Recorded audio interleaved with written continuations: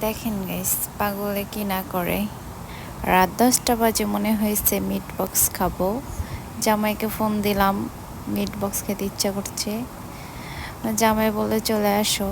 এখন সেজে গুজে আমার মা, বোন, 2 মেয়ে, আমার বাসার হোমমেডকে নিয়ে চলে গেলাম রাত 10টা বাজে মিট বক্স খেতে তালতলা।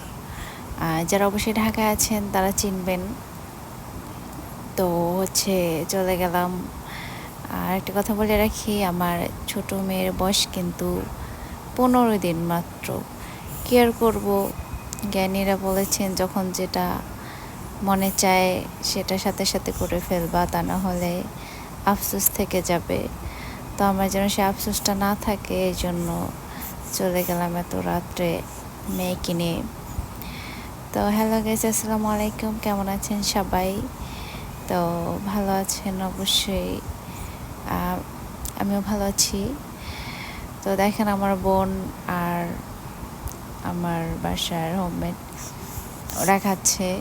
আসলে আমি ওরকমভাবে আমার বাসার হোমমেডকে রাখি না, নিজের আপনজনের মতোই, বোনের মতোই রাখি। তো আমার আম্মু আর আমি শেয়ার করছি, আর আমার হাজব্যান্ড ভিডিও করতেছিল।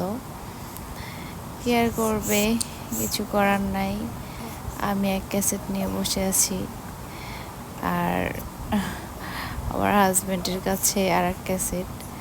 তো একসাথে তো খাওয়া যাবে না, তো তাকে ক্যামেরাম্যানই করে দিলাম। এই যে আমার বোন আবার মজা করছে।